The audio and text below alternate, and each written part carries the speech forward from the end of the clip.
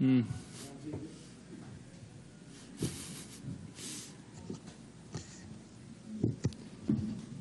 Logano is here. He's the race runner-up. He drives the number 22 Shell Pennzoil Ford for Team Penske. Joey, certainly it's got to be a heartbreaker.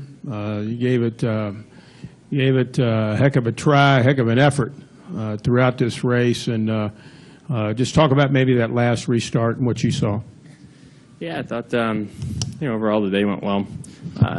You come to Indy. It's all about the win. Really, either win or finish last. It doesn't really matter anywhere in between. At least that's the way I race when we come to a racetrack like this. I feel like Daytona and Indy, it's all about getting trophies and rings and making out with bricks. But unfortunately, we come up a little bit short. I'm so proud of our team. It's still nothing to hang our heads down about. We had a good day. Just need a little bit more. Need to find a little bit more speed in our race car. We had really good restarts. Able to cycle ourselves onto the front row, which was key. Had a good last restart. Just didn't get the push behind me I needed. When I started pulling out ahead there, I got good drive and was able to get up ahead of him. And then he started pulling me back a little bit with the side draft. And then the 78 was also able to get to his bumper and push him ahead and get him positioned into one, which is really hard to clear him on the outside, but you try. And then got a good run down the back straightaway. I knew my run wasn't good enough to get inside of him or outside of him.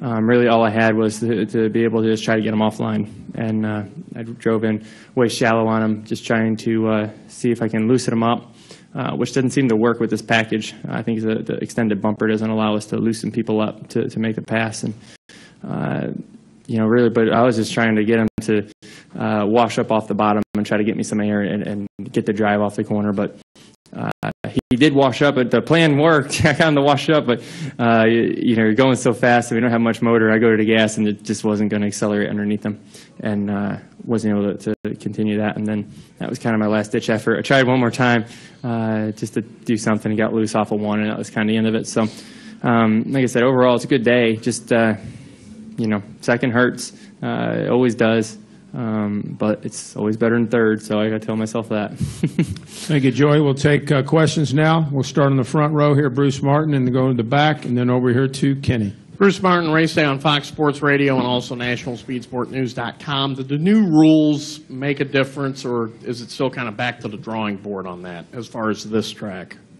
For the most part, I'll let you guys be the judge of that. I was inside the car and can't really see much, but really, to be honest with you, it looks like you got 3 laps to make something happen.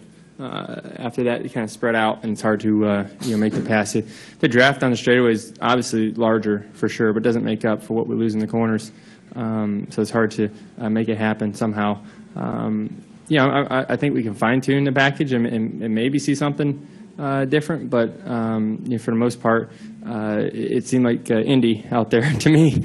Restarts are chaos and a lot of fun, and then you got to just make the most you can on the starts. And the strategy was king. I thought it was. At one point, I got lost. I didn't know what was going on. The caution came out. I said, Todd, I don't know what's going on out here. Where am I? What's going on? Where do I line up on this whole thing? And, really all you can do is just pass as many cars as you can. Just go as fast as you can and let the strategy work out as a driver, and let the people smarter than you in the pit box make the calls and figure that stuff out. I know my role. Other questions? Let's go to the back row. Go ahead, and then we'll come over here to Kenny. Kyle Bukrupke, the fourth turn. With it being as hot as it was inside the car today, does NASCAR need to change anything to make the cars cooler by Michigan? I would like that. I got a huge blister on my foot. I know that, so that hurts. I think the extended bumper cover on the back of these things doesn't let the air flow underneath the car like it used to without it. And I think it just builds the inside temperature. I'm still sweating like crazy. I got sweat in my eyes. But, I think that just lets the in-car temperature get hot. So maybe it's something different with that, or mandate a couple of driver hoses, I think would be a good thing. Personally, is if we can get something to cool the drivers a little bit better.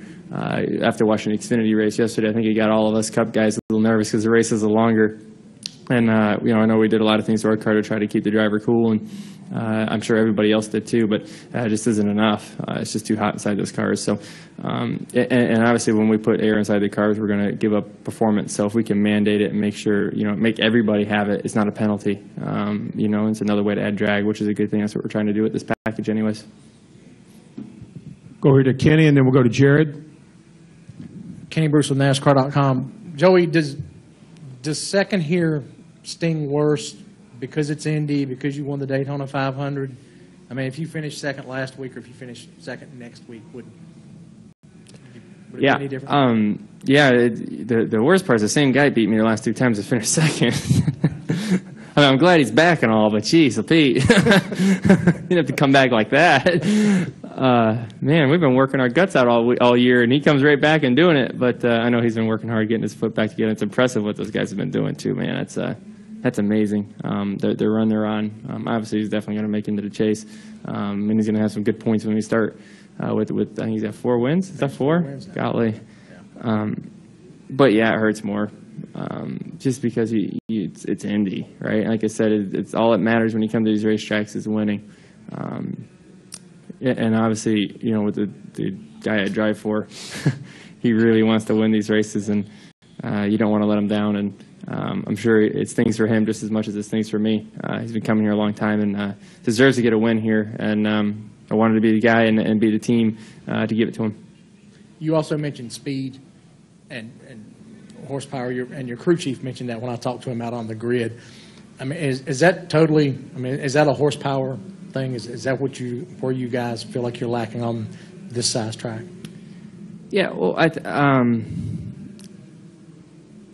when you add drag, you're on a throttle more, right? Because and then we also have less power than we had last time we were here.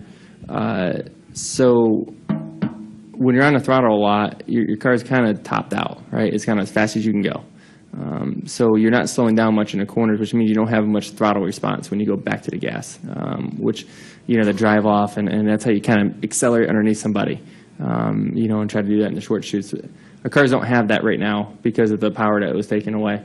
And that's what we're racing. That's and it's okay. Don't take me wrong. It's not a bad thing. We're trying to work down a way to make our package the best racing we can get, not only on 1.5 miles, but 2.5 miles or short tracks. We got to go all these different directions and figure it out. And it's hard because for the draft to really come into play, I think you got to be wide open all the way around. And if you're not wide open all the way around, then handling's going to come into play, which means you need clean air in the corners. So it's kind of like in between right now. We kind of need one or the other, I think, with the package to make close, tight racing, I believe. That's my thought, but I don't know that. Jared, go ahead.